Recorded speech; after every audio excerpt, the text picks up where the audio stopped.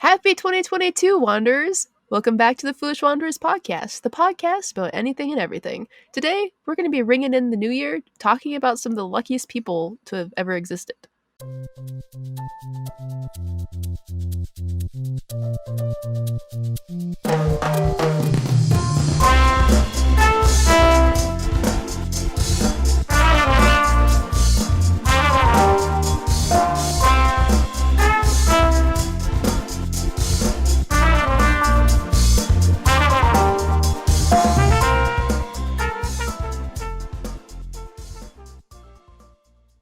Real life X-Men. Some of them, yeah, actually I have a few that might actually be. So the first one we're going to start off with is Tsutomu Yamaguchi, the man who survived 2 atomic bombs. Alright, so this one's a little bit of a long one. So on August 6th, 1945, Tsutomu Yamaguchi was preparing to leave Hiroshima when the atomic bomb fell. Oh gosh. That's just awful. If you've seen the pictures, horrible. Oh man. It's, yeah, no. It makes me shudder whenever I see any of those images, just because how many people were killed, even like especially innocent people. Mm-hmm. Yeah. So when this happened, he was 29 years old. So he was working temporarily in the city for his job as a naval engineer, and on August 6th was supposed to be his last day in the city. Oh no. Yeah. So around 8:15, you said he was supposed to be lucky. Okay, so we'll kind of get into it. He is technically lucky. So around 8:15 that morning, the Yamaguchi was walking to Mitsubishi's shipyard for a final time when he heard an aircraft fly overhead. When he looked up and saw the American B-29 bomber soar over the city and drop a small object connected to a parachute. So suddenly, the sky erupted in a blaze of light. He had just enough time to dive into a ditch before the ear-splitting boom rang out. Yeah. So the shockwave that accompanied the explosion sucked Yamaguchi from the ground, spun him in the air like a tornado, and sent him hurtling into a nearby potato patch. Okay, sorry. Okay, so that part's that's kind of funny. The situation, not funny, horrific, but the fact that he gets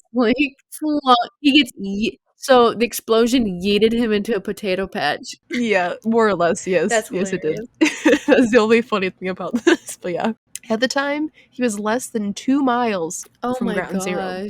So he was very close. So in an interview later with the English newspaper, The Times, Yamaguchi said, "I didn't know what had happened. I think I fainted for a while," which obviously. Yeah. When I opened my eyes, everything was dark and I couldn't see much. It was like the start of a film in the cinema, before the picture has begun, when the blank frames are just flashing up without any sound. So like, you know, like the old films where it's just the shutter is clicking. Yeah, just like one image at a time. Yeah, yep. So his face and forearms had been badly burned and both of his eardrums were ruptured. Ugh. So after this, there's actually 2 other co-workers with him that survived, and he found somehow. Oh my gosh. So he immediately got up and were just looking for survivors, or? I don't think immediately. I think it took a while because so shocked because all that energy had just exploded out of the bomb. I think it took him a while. Yeah, so after he found his 2 co-workers, they somehow found the only train station that was working in the area then. And then they took the overnight train to his hometown of Nagasaki. So after he arrived in Nagasaki, he limped himself to the hospital where he was treated for severe burns. And his burns were so severe that even his own family, he had a wife and a young son, and even his friends, they couldn't recognize him. Oh my gosh. Because he was burned so badly. And it was, so he said too that the doctor that treated him there. Oh, that'd be so painful. Yeah.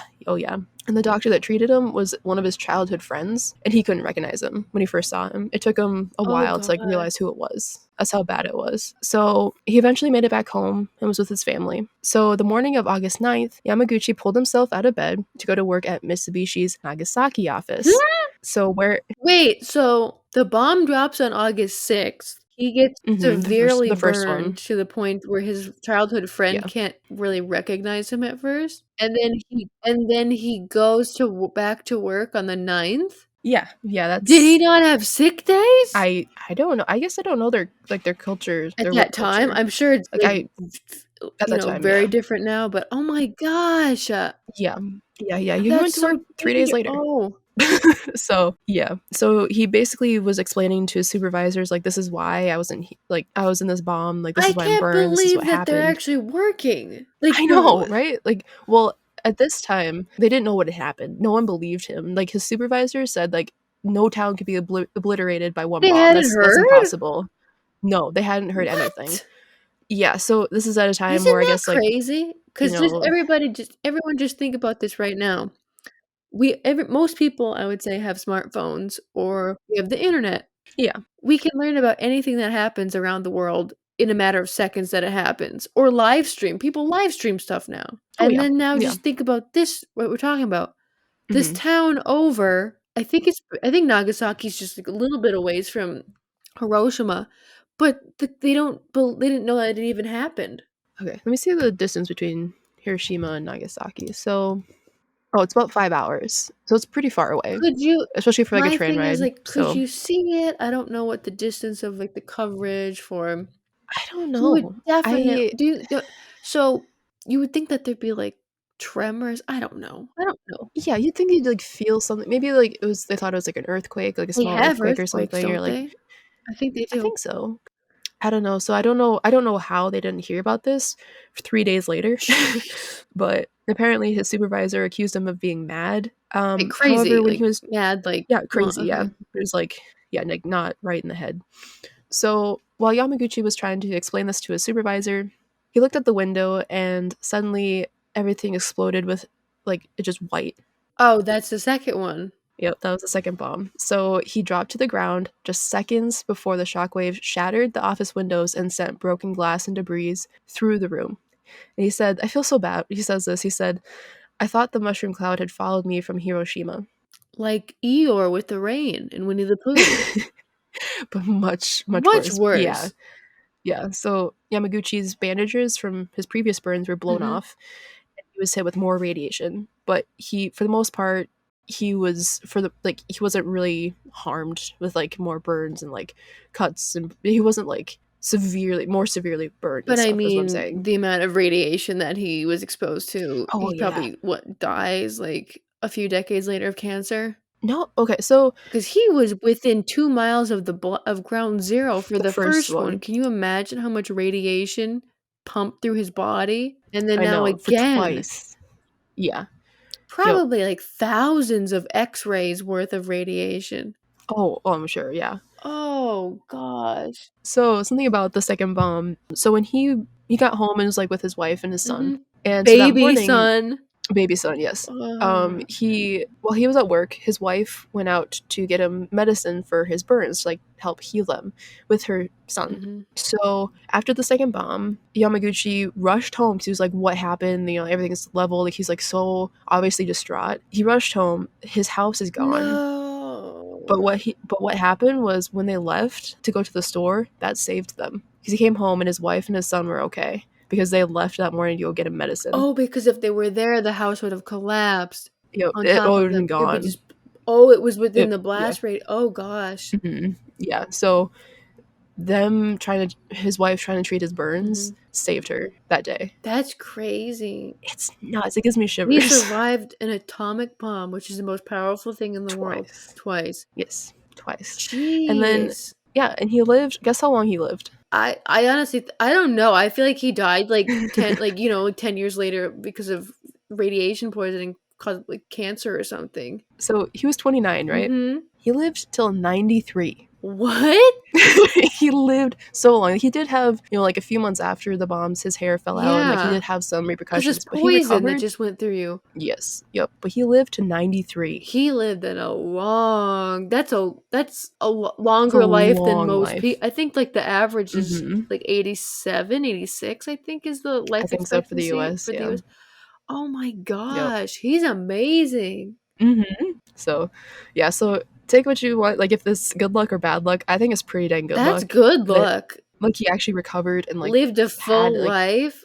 The f yeah, and his son and his wife were We're still fine. okay. Yeah, so besides, like, minor cuts and bruises, they were Oh fine, my gosh. which is nuts. Why did we start with this one? This one is like a finale. Well, because I have some more. Do they get better than this? I mean, he survived 2 atomic bombs. So there's one 2! okay, so there's yeah, so the last one is pretty insane Okay. too. I always did wonder if you could survive an atomic bomb because, Mhm. I like movies, so I watched the Indiana Jones and the Crystal Skull. Oh, yeah.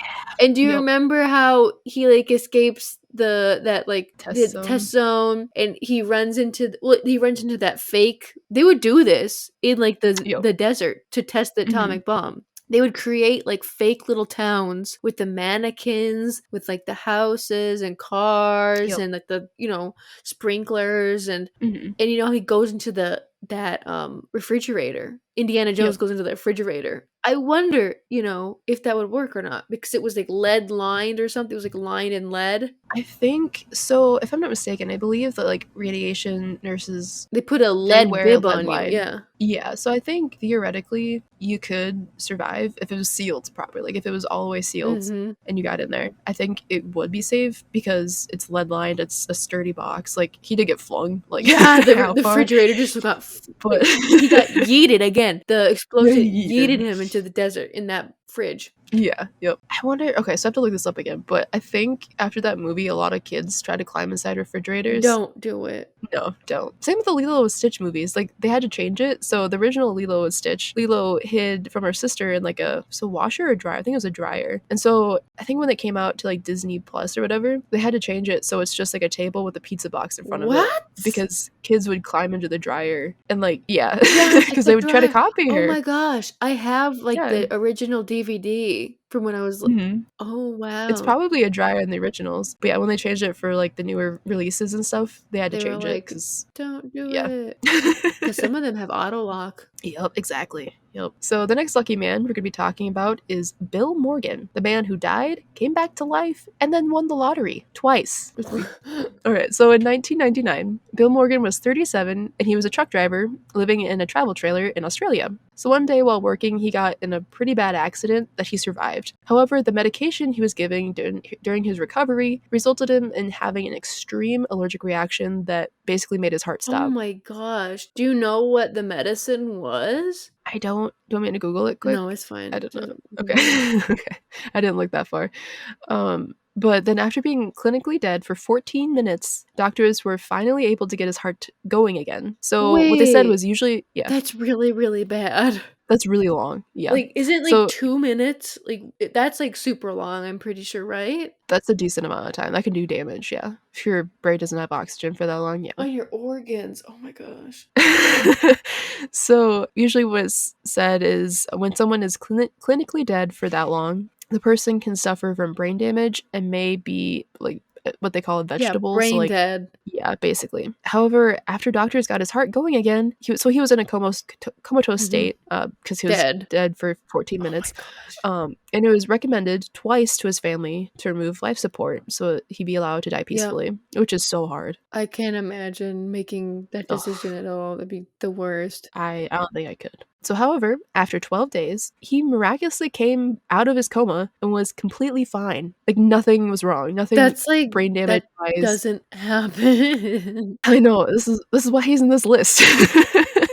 Yeah, because he was completely fine with what they could tell of like long-term problems. He was fine. He could talk. He could walk. He was fine, which is incredible. So after he recovered, he came home and proposed to his long-term girlfriend, and she accepted. So like obviously he was like that I'm not going to wait till I die. She accepted rather than she was like she said yes. She accepted. She accepted, he presented yes. her a token of his eternal love, and she accepted. Yes. I like it. It's like a penguin giving you a rock. Yeah. I love penguins. Oh yeah, they do that. Yeah, that's how they propose. They have little pebbles. So feeling great, not only about surviving death and now being engaged, he bought a scratch lottery ticket from which he won a car worth 17,000 Australian dollars, today about $23,900 US and $25,999 in Australian. Wow. So it's a pretty fancy car. So then after hearing about this, the local Melbourne News wanted to do an interview with him, obviously. Amazing story, yeah. Yeah. So while filming his interview, they asked Morgan if he wouldn't mind just buying another lotto ticket so they could reenact his scratch win. That's so lame, though, when they do like reenactments. It can be. Sometimes it's good, but sometimes it's good. Sometimes it's if it's done right, it's fine. But so while scratching off the ticket on camera, he stopped, looked at the camera, and rather than saying something like, "I just won a car," he said, "I just won $250,000. I'm not joking." So they thought he would. They're like, "Oh, you said." They thought he was joking. You said the line wrong. Do it again. Yeah, exactly. Like, they thought he was just joking about it. No, he wasn't. He won the jackpot for the scratch lotto he just bought. So today, that's worth about $369,000 Australian or $351,000 US. Wow. So, yeah. Isn't that funny that he just won it right there, doing his reenactment? He was meant to be That's a winner, obviously. crazy. Have you heard about I don't remember what state this is out of, but it's in the United States, and Okay. it's these colleagues, like these office workers, coworkers, they've bought lottery tickets and they've won, I think twice, and they Okay. split the jackpot, but in their office they've won twice. Oh, so, like, everybody in the office buys Yeah, one? they're like, Or "Here's oh. $5, go buy us a bunch of" Alright, so the next one that I have is Fran Salek. This is the story that I originally heard and, like, inspired me to wanna do this podcast. Ooh, origin story Origin by stories. Katrina. Yeah. So, he's either the luckiest or the unluckiest man in the Oh world. gosh, okay. So, in 1963, Fran Salek, a 32-year-old Croatian man, had just received word that his mother was ill. So, he was determined to fly from Zagreb to Rijeka to see her. This is in I apologize if Croatia? I'm saying that wrong. Croatia, Okay. yes. Yep. So the earliest flight available was already fully booked, but Selleck said he managed to persuade the sympathetic airline to let him sit in the plane's rear with the flight attendant. So this he's is in in the jump 63. seat, So this or is, not the jump seat, I but think, something like that. He's by the okay. door. So for the most part, air travel went smoothly. So until shortly before landing, one of the plane's doors flew open. No. And then the air I hate that in In the movies. The air gets right sucked before right landing. out, right? And then basically Yeah. all your belongings or anything loose in the Oh yeah, because the cabin. cabin pressure. Mhm. Yeah. Jeez. Yep. So I think statistically that is impossible though now because I hope so. they have like more mechanisms to keep it shut. Oh, You I can't hope open so. it. People have tried, but you can't open it, which yeah. So in a 2003 interview, kind of fast forwarding a bit, with the Telegraph, Selak is quoted saying, "One minute we were drinking tea and the next the door was ripped open and the flight attendant was sucked into midair, shortly followed by me." So No, both of them got he sucked went out. out the door? Yeah. Yep. Oh, we'll get into it. So so the plane crashed, and sadly, the flight attendant, the 2 pilots, and the 17 other passengers all Oh perished. my gosh. Yeah, it was horrible. But Salek, however, claimed to have miraculously survived after landing in a haystack that cushioned his fall. Like, you know, like one of those domed haystacks? Yeah, like in cartoons. You know, that's what he said broke his fall enough to have him survive. Are you did he know, like, broken bones, or there has to be broken bones? There just has to be. You can't just fall from, thousands of feet up in the or is it hundreds? I don't know. I don't know where they were at because they were just about Oh, to they were about land. okay. Hundreds of Shortly before feet landing. probably up in the air, Probably something, yeah. Something enough to be way too high for you to be falling and you out. die. Okay. Yeah, Oh my I'm sure he had something, gosh. I honestly but I think I get that survivor's guilt that they talk about. oh yeah, especially when that many people die. 17 with the plus the pilots and that flight attendant that you sat by for the trip and drank tea with. Yeah, no, I'd have Yeah. survivor's guilt. Oh, I'd feel And I'd be horrible. like, "Oh, I just got miraculously yeeted by air into a haystack." I'm gonna Everybody's getting use yeeted. yeet every story, people. We're gonna do yeet. If you're old enough, Yeet. above 21, every time I say yeeted, you do a drink. This is Kendra's We're game. not gonna do a shot because we're not that irresponsible, but you're gonna do a drink. A little sip. Yeah, Get some you hot can do more chocolate. than a sip. If you're like me, just get some hot chocolate or some apple cider or something. Or put some delicious. put some rum in there. If you're old enough. Put some yes. whiskey. So, but his story's not done yet. He's Okay? what? So, see, like, no, his story isn't done The yet. haystack So, wasn't enough? no, this is how crazy this man's life Oh, is. Okay. man. So, the year before the plane crash, Stalek said he was on a train from Sarajevo. Sarajevo to Dubrovnik. I only know Sarajevo. That's the only one I know. Sarajevo. Yeah. I think that's how Okay. you say it. It used to be I only know that because it used to be a ski trail in one of Oh, the was it? ski resorts by me. Oh, okay. I Oh, think that's how nice. you say it. If not, don't come for me. I'll yeet you out of here. So he was on a train from Sarajevo to Dubrovnik that derailed and crashed into an icy river. Wait, this is the year before the plane crash? Before the plane. I would never use public transportation again. I wouldn't use a plane. I wouldn't use a train. But his mom was ill, so like I'd risk it for that. I'd have I I'd would. rent a horse and a buggy and I'd be like, here we go. There you go. He said that despite suffering hypothermia and a broken arm, he swam to shore and was fine. Wait. Besides like some hypothermia and a broken just arm. hypothermia and a broken arm. Nothing that tis a flesh He didn't wound. die. Tis a scratch. Tis but a scratch. No, we say flesh wound, don't they? In the Tis but a Monty, flesh wound. Monty I think so. Python. Tis but a flesh wound. Then in 1966, 3 years after the plane, Salek was on a bus that skidded into a river, again, leaving 4 dead while he swam safely to the banks and suffered only minor cuts and bruises. Quit taking planes, trains, buses. He does. Just don't. It's like the movie So Planes, Trains, and Automobiles. They just hate you. Just don't take them. Oh, I've never seen that movie. I don't think any of these things happen in the movie. I haven't seen it either. Oh, okay. It just rhymes. Oh, okay. I was gonna say Final Destination, but oh, wait. Oh, that's better. That's way better.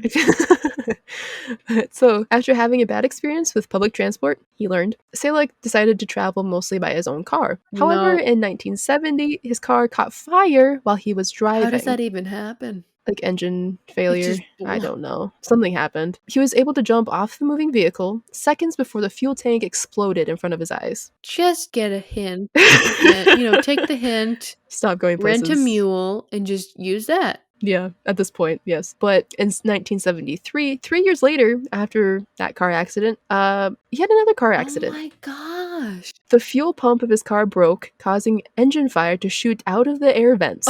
While his hair was completely fried off, he survived another near-death accident, unharmed, besides his hair falling off. This is just giving me, like, the willies. Oh my gosh. There's flames coming up.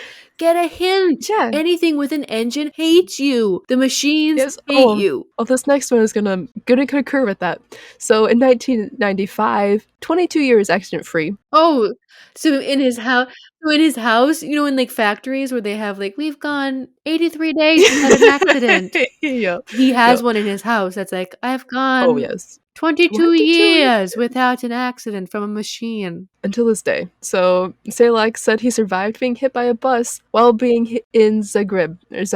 He got hit by a bus. Wait, he got hit by a bus? He survived. He got hit by a bus and survived. How fast was this bus going? I don't know. I couldn't find that, but he got hit. It could have just been like a little tap and be like, I survived. Or it could have been like full on, like, oh shit, I didn't see you. Oh my gosh. It just like hits him. If I was him, I would become a hermit in the mountains with no machines or engines of any sort that would come and hurt me. It would just be me and mountain goats and those like St. Bernards that have the whiskey in the barrels. Oh, pretty. Mm-hmm. And there'd be no cars or buses or trains or planes that would come to get me. I love how you keep predicting this man's life because the next one took place in the mountains. No. So he did listen to me and he did go up there. Well, kind of. So in 1996. Tell me there's a billy goat, not a car. No, sadly. And the billy. So, okay. I wish there was a billy goat. That'd be perfect. Oh, no. But no, the year after being hit by a bus, Salek claimed that he was driving the Croatian mountains when an oncoming truck caused him to swerve off a 300-foot cliff. The truck said that yeeted him off of the cliff? Yes, it yeeted Everybody, him. We said yeeted. Yeeted. So he said that he was able to jump out at the last second and watch as he clung to a tree as his car rolled down the rest of the cliff. This guy is like doing some Fast and the Furious shit. Yes. He's Vin Diesel. Yeah, at this point, yes, he is. Oh my gosh. Yes. And then he kind of got a lull. I think this is the last thing. He's so unlucky. He is so unlucky. Well, this next part, he gets very lucky because in 2003, after his interview with The Telegraph, which we talked about earlier, he bought a lottery ticket and won the jackpot just shy of $1 million. See, he deserves it. He earned that money. If this is all true, yes. Bought and paid for up front. He earned all that money. Yeah, life was like, here, I tried to kill you so many times. He's Here's unlucky. $1 million. Here's all this trauma, but here's some money to help, here's a little sop payback, up the tears. I'm sorry I tried to kill you so many times. Here's a little payback for you. He's unlucky. Yes. Yeah. Yeah. All right. So getting to our next one. Now this is, you know how you said X-Men kind of in the beginning of this episode? Yeah. So this lady, she in a way is an X-Man in my eyes. So her name is Concita Antico. So some little background. So the human eye, like normal eyes, are stacked with millions of cone-shaped cells that help us recognize colors. Color rods, yeah. Yeah. So normal humans have 3 types of cones, which allow us to see about 1 million distinctive colors. That's amazing. It is, in itself is amazing. Birds, insects, fish, and reptiles, however, have a 4th cone that extends their color perception, allowing them to see the UV range as well.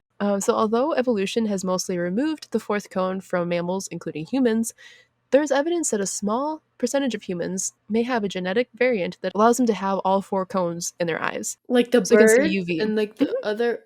Oh, that's cool. Isn't it? It's called tetrachromacy. All right, so tetrachromacy. Tetrachromacy. That's a cool name. Yeah. So a tetrachromat will be able to see roughly 100 times more colors than the average human being. Cool. Which is insane. I wish I had that sometimes. Me too. So Concita Antico is a tetrachromat. She's quoted saying, "It is shocking how little color people see in their lives." She is one and only a handful of people that are lucky enough to be a tetrachromat. When she looks at a leaf, she sees much more than just green. She says, "Around the edge, I'll see a little bit of orange, red, or purple in the shadows." So whoa. While you might just see dark green, I'll see violet, turquoise, and blue. Okay. No, I'm an art major. She's seeing she's able Yes. to see UV. Is that heat? Is she seeing heat?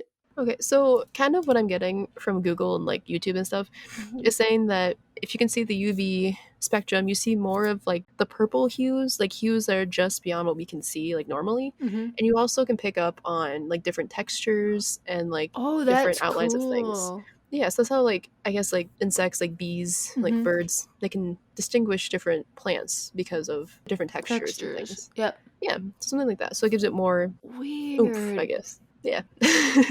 That's just crazy. I'm like, how do you figure that out that you're able to see all these colors that other people can't? I think so. At least if it was me, if I was a kid, I'd probably ask my parents, like, okay, what do you see in this leaf, right? Because if they just say, oh, it's just green, but I'm like, why is there other colors, right? So I'm sure it could have been something like that, right? Where she's just like, why don't you guys see everything that I see? And then you kind of go figure out, like, oh, yeah. So Concita decided to be a painter so that way she could show the world what she sees. So some of her, like, I've looked at some of her paintings and they are just like vivid, beautiful images. And she has. And it's just Concita Antico? Yeah, but just Google her name. I'll put a few examples on Instagram as well. Or paintings? Yeah, for paintings. Cool. Yeah. So there's one that I'll put up. It's like a tree, like a photograph of a tree that we would see. And then next to it is her painting of it, which is just, so it's like we see brown and green. Wow. And she sees like all these like little like crevices, and it's like, it's not just brown, it's like red and gray and blue and green. It's like, and yellow, all kind of wrapped up in like this an twisty Instagram filter. It pretty much is, yeah. Yeah, it's like a stylized version of an Instagram filter. That's beautiful. Wow, that's a lot of color. You're right. Yeah, it's so vivid. That's amazing. Yeah. So I think for like any artist, that'd be kind of something that. Yeah, Liz. Yeah. Yep. All right, so the next one that I have is Teddy Roosevelt, our former president. All right, so former U.S. President Teddy Roosevelt had a reputation for being a very stubborn fighter, which might have had some weight considering that he survived an up-close assassination attempt and lived to tell a tale and like continue on with his day. Like he didn't go to the hospital right away. He just went on, yeah. Yeah, he's made a speech. Yeah. Bull moose. Bull moose. Isn't that what like he's... I think that's what he's called, yeah. Yep. Okay, no. Well, yeah, it comes into it a little later. All right, so on October 14th, 1912, Roosevelt was leaving a Milwaukee hotel for a campaign stop where he was shot in the chest by John Schrank, a New York City saloon keeper. So Schrank's bullet was lodged in Roosevelt's rib. However, so like it actually got to his ribs. However, it had been slowed like drastically by the 50-page speech and the eyeglass case tucked in his coat pocket. I didn't know about the eyeglass case. I knew. Yeah, I didn't either. So all I knew about this whole like little tale was that like I thought that the bullet had been stopped by the folded pages of his speech. It was, yeah. But there was also an eyeglass. There's also, I don't know what it was made out of. It could have been like a harder metal, but it also could have been like could have been leather or something too. So I don't know the material, but that helped stop it. So Roosevelt refused medical attention and addressed his audience with a 90-minute speech saying, "It takes more than that to kill a bull moose." That would be so awesome, though. Can you imagine? You like bought, I don't know if you have to buy tickets or you just waited in line to go to see a speech by the president, and then you see him get shot, and then he's just like, and he just keeps going, and he's just and like, he ends it, like drops the mic, and he's like, "It takes more than that to kill a bull moose," and then like the CSI Miami theme goes with like. Just give him sunglasses and heavy metal outro. Yep. Awesome. It's worthy of it. Yeah, that was pretty cool. That's awesome. All right, so the next one that I have is Dolphin Sax, who, if you may recognize his last name from the saxophone. Oh, is this the guy? This is the guy that helped invent it, yeah. Okay. Yeah. So Belgian musician and inventor Dolphin Sax is best known for his namesake instrument, the saxophone. So Adolphe was son of a carpenter and instrument maker. He grew up in the early 1800s, and even during his early childhood, he was put to use perfecting popular instruments like the clarinet. So he used his improvements to dream up his own inventions. For example, the sax tuba and sax horn, which I'm not familiar with. I'm not familiar with those either, and you and I both played the saxophone. Alto sax, yeah. Yeah. So I'll have to look him up. The sax tuba. Yeah, that sounds kind of cool. So while Sax is known for his contributions to musical history, many don't know about how often he escaped death. So as a child. Oh, no. This is another one. So as a toddler, no. Sax fell the height of 3 floors before hitting his head on a rock. He was initially believed to be dead. Yeah, most people would But be. he wasn't. Yeah, so it doesn't really go to more God. explanation, but he survived. That's amazing. He was a toddler. Toddlers are tough. They are, but still. But yeah, that's a lot. His mother must have just been like sick to her stomach. Oh, I have a quote from her later. Okay, good. Mother. I know. Oh my goodness, yeah. So by 3 years old, he drank a bowl of sulfuric acid and swallowed a needle. No! Who's watching him? Okay, now, okay. The first time it's fine, like accidents happen, but he's drinking acid and swallows a needle? Who's watching him? I don't know. So I kind of looked to see what sulfuric acid would be like commonly used Bad for. Bad mother. I don't care. I don't care if I get shamed. He drank acid. Yeah, he did. And a needle. After the whole flew off got yeeted off of 3 flights of he got yeeted too. 3 floors. Yes. And hit his head on a rock. Oh my gosh. See, this is when I watch Home Alone now as an adult. Yeah. The whole time I'm thinking like Kevin has the worst parents ever. Yes, How do you go to Europe? Yeah. And without checking. Yeah. And they left him at home. Like they weren't, it didn't go like we missed the planes or anything. It was like we went through to the airport, we gave him tickets, we sat on the plane, and that was it. They didn't even count to see if his ticket was still there. They're just like, oh no, we got an extra one. Okay, good. They forgot him. Bad parents. So I tried to look up and see what sulfuric acid would be used for commonly in those days. What was it used for? So what I could come up with was it was used for a lot of dyeing fabrics. So I don't know. Maybe his mom did stuff like that. Yeah, maybe she was working on something. I don't know. Maybe his dad was using it for instrument making, but I don't know what for. Unless he was dyeing the wood with it or something. I have no idea. I don't really know, but he somehow got a hold of it. So, although it kind of, if this was in the same instance, swallowed a needle and drank sulfuric acid, it sounds like she was making something, like a dress or something, like sewing something. It. Yeah. Like a naughty little toddler. Oh, a very naughty one. So, Sax also endured serious burns from a gunpowder explosion and a cast iron frying pan. Is this also when he was a toddler, or is this just I believe so, yeah. Oh my... Yeah. Who is watching him? I don't know. So, and later, he almost suffocated in his sleep from heavy varnish fumes, which I'm thinking was the sulfuric acid. I think from the instrument making, I think the varnish fumes. He must have been sleeping in the same room or something. This is so. It's giving me the heebie-jeebies. I gotta say, this is last night. My baby dog Inca. I caught her with a little, it was teeny tiny little Lego in her mouth. Oh no! And I freaked out because I was like, "What if she swallowed it?" It's and that was a little dog. And that was like a little Lego. Yeah. Mm-hmm. And I don't know if she actually swallowed another one or she just got the little one that I caught. Yeah. But I freaked out. I was gonna cry. Oh. Can you imagine other having this child falling off of flight of stairs, drinking acid, the needle, burns, gunpowder explosion and a cast iron. What the heck? What? Yeah, and then so that was when he was a child. He also while he was a child, I don't know how old. He said he had a near drowning scare in a river and dodged some falling cobblestones. I don't know. This is all in his childhood, so he had a very eventful one.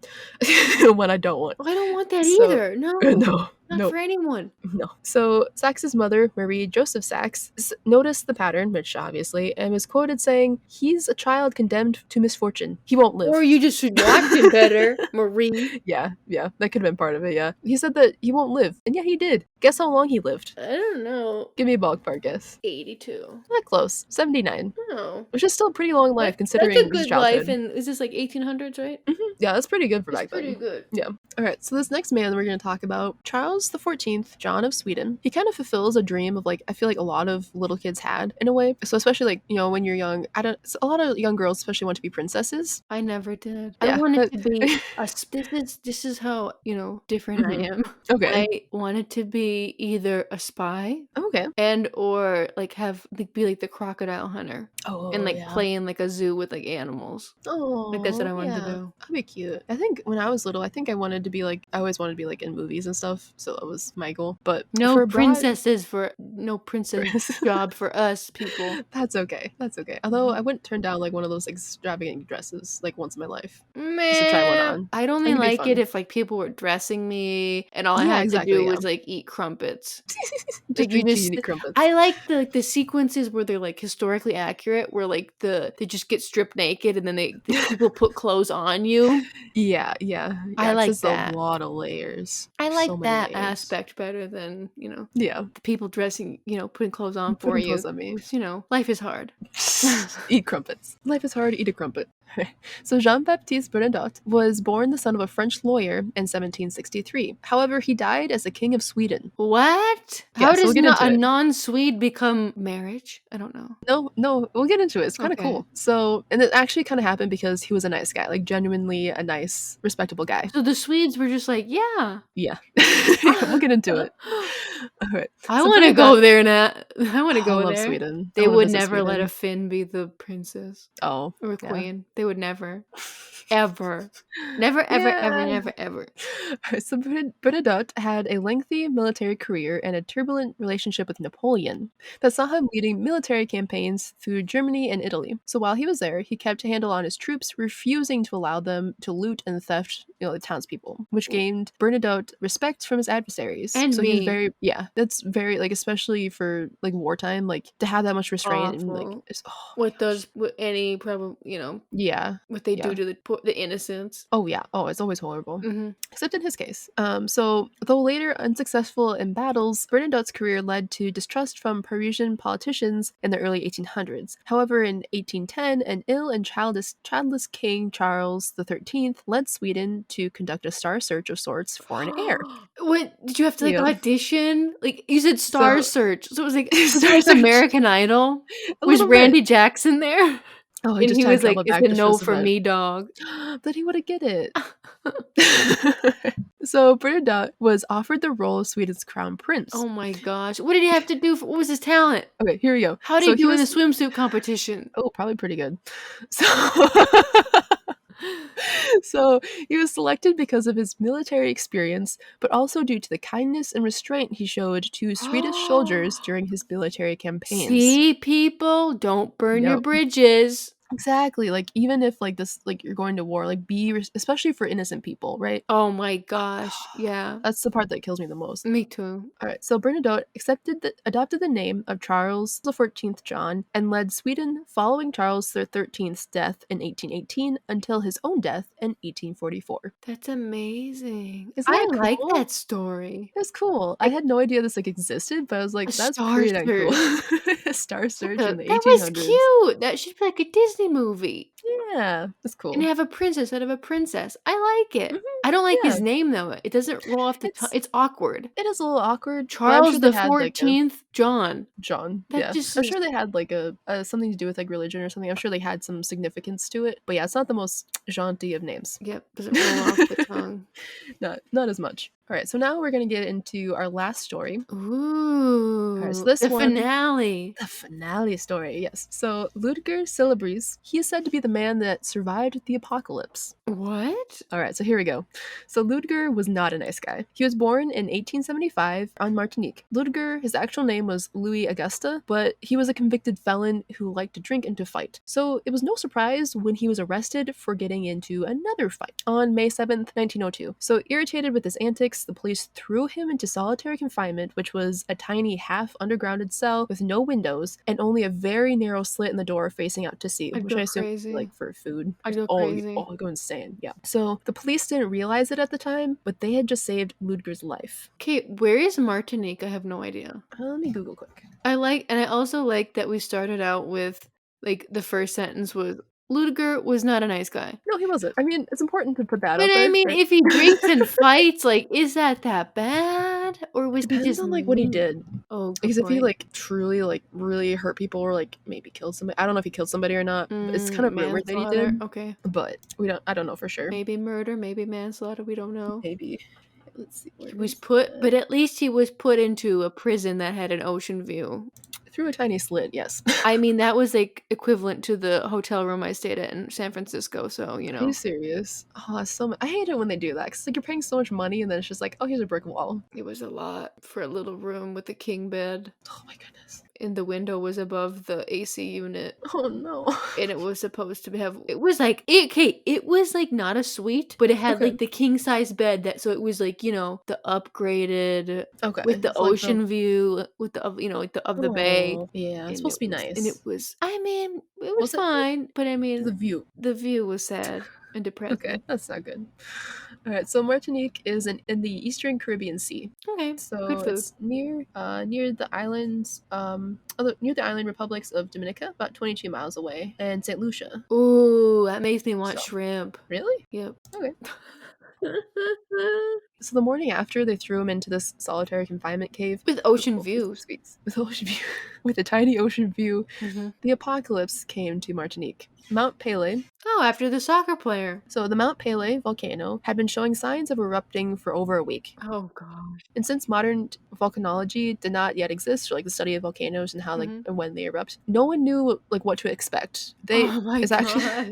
so Didn't they read what happened in Pompeii? I don't know, like I don't know if the word spread or like if they knew like all the details about like what to In expect. books? Okay, I don't yeah. know. I don't know either. So actually, like a week, so 3 days before the eruption, people of the island were actually planning to have a picnic on the volcano, but they had to cancel due to the ash that was starting to come Oh down. no, they had to cancel their picnic by the volcano. Which I guess I don't. Darn. Doug and Beth's 50th anniversary picnic isn't gonna be the same They with a bunch of definitely had those ash in the names. air. Yo. However, just before the volcano erupted, thousands came from the countryside into the city to seek refuge. That was a big mistake. So they must have like known something was wrong, and they came into the city because they're like, "Oh, the countryside isn't safe." Yeah, it wasn't so good. So Mount Pelée exploded, and a cloud of smoke darkened the sky for 50 miles around it. Oh my gosh. Yeah, so a cloud of superheated volcanic gas and dust rolled out of the volcano at hundreds of miles per hour, destroying everything in an 8-mile radius. Jeez. Yeah. So within a single minute, the 1,075-degree pressure wave had flattened every building in the city of St. Pierre, and anybody unlucky enough to be in its way instantly caught fire and burned. Yeah. Oh my gosh. Yeah. So the ones that were in shelters, they were suffocated as the wave of superheated gas burned up the oxygen. Mhm. So this killed all 30,000 residents of the island, and they were killed instantly. And the city burned actually itself Yeah, for days afterward. yeah, just days until it's So it oh finally my goes out. gosh. Yeah. And all the vegetation and Oh everything yeah, else everything is is gone. die, and Oh can you yeah. imagine how dark it would be because of the ash Oh my cloud that gosh. would cover oh my gosh, that'd Yeah. be so scary. Oh yeah. Even if you're like in a nearby island, you could probably see it. It's like like you'd see the ash. Like I'm sure the ash would spread everywhere. Mhm. Yeah. Well, just think of what happened with Mount St. Helens. Yep, we got ash here in the US and Yep. yeah, yep. So Silibri was found 4 days after the eruption by a rescue team who heard his cries. Where So did he get out of his ocean view? no, here we go. He's still in So there? Wouldn't he's it be still like in an there. oven? 'Cause Here we it's go. stone. Here we Okay, go. sorry. I get silly. You're good. So despite being in the safest place on the island in the solitary confinement cave, With he ocean views. yes, he was horribly burned as the air in his room Oh. flash heated to over 1,000 degrees. Oh So he my was flash gosh. heated. So Ludger described the experience as of seeing the light coming through the slit grow dark and then superheated ash flying in. So yeah, that oceanside view wasn't a I'd good be thing. so scared. Oh yeah. So Luger wasn't the only one to survive the eruption. Sailors moored off the coast are said to have survived, as well as some residents on the island who had said later died from their burns, sadly. Of those who lived to tell the event, only 3 names are known. One of those was a little girl named Havara de Ifrel. Mhm. She is said to have seen the volcano beginning to erupt and escaped by climbing into a boat and rowing to a cave where she and her friends used to play pirates. So, Oh. I feel so bad. So, in her words, before I got there, I looked back, and the whole side of the mountain which was near the town, seemed to open and boil down on the screaming people. That's so scary. Oh my gosh, and like alone as a child. So she said that she was burned a good deal by the stones and ashes that came and flew at the boat, but she got to the cave and was found floating unconscious in a burned and broken boat 2 miles out at sea. But I think she survived. She's so. okay? I believe so, yeah. Oh my gosh. So, yeah. I'd rather follow her story than, I know. the This is the one I meeting with found the first, ocean though. views. I know. This is the one that I found first. So after surviving the volcano, Ludger was pardoned for his crimes, and because I think it was part of a religious thing. They're like, well, if he survived, obviously he should be pardoned. If you survive that oven with the ocean views, then yeah, you're fine. You're cool. Okay.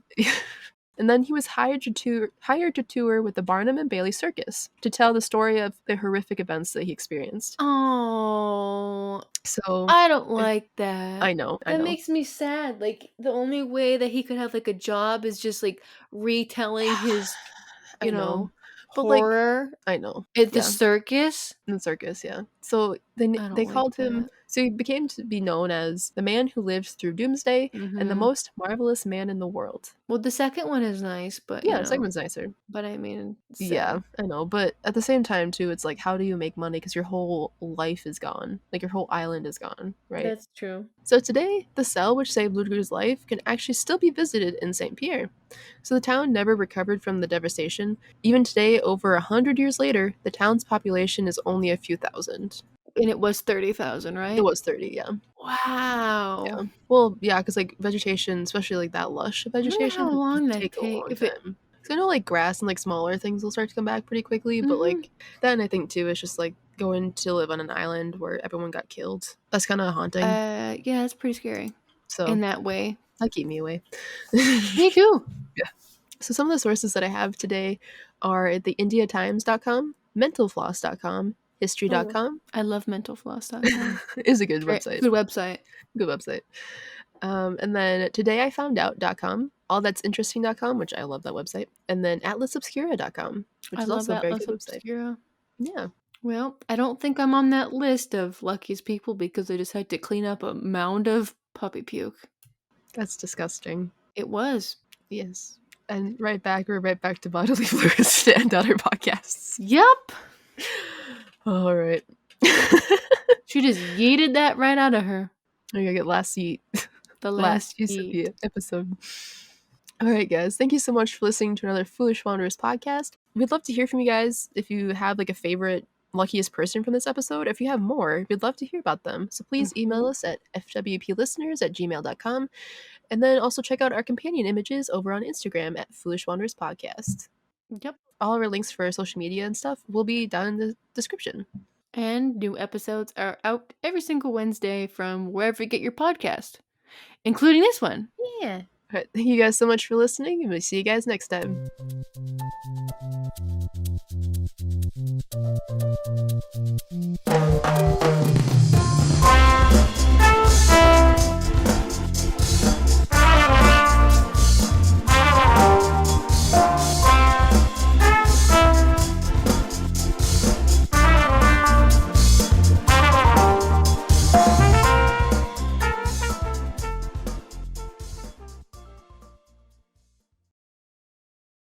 Oh, so during Christmas, she was up at my parents'. I brought her up there because I haven't met her. Yeah. And they love Pomeranians because they've had 2 while I was growing up. So they know what to do with her. They loved playing with her. They were spoiling her, gave her treats, gave her a Christmas present, bought her a Christmas sock, all that stuff. But so cute. Inca had never really been in the snow or the cold. And that's a different level. She's been in snow, but it was adjusting. It wasn't the Great White North deep snow. So they shoveled off a little area by the yard so she could have grass, so she could go to the bathroom. So for the first, was it 2 days, the evening I got there and then the morning after, she refused to poop outside in the cold. Oh no. She would go, she'd go outside and then she would run around a little bit and be like, oh, I want to come inside. I'd be like, no, you have to stay out a little bit longer just to go. She would do that, come inside. I'd be like, okay, I guess you don't have to go. bring her upstairs, dry her feet off. She immediately runs to this one area in front of in the dining room, in front of the dining server, and just goes. No. And I'm like, no! And we're, like, prepping food for, like, meals for, like, the family, like, the extended family for, like, the holidays. And all of a sudden, there's Christmas music playing, and I see her, like, I call it making the squid face, because her eyes, like, bulge out like she's concentrating. And you just see her so you're, like, listening to Mariah Carey's, like, like, that song. And all of a sudden you look over and she's just like, it'll never be the same like, song no, ever again. No! Run over, try to stop her. She makes a trail. So instead of a trail of breadcrumbs, it's a trail of. Oh no! But after 2 incidents, she learned. So that was okay. That's good. She's a fast learner. That's good.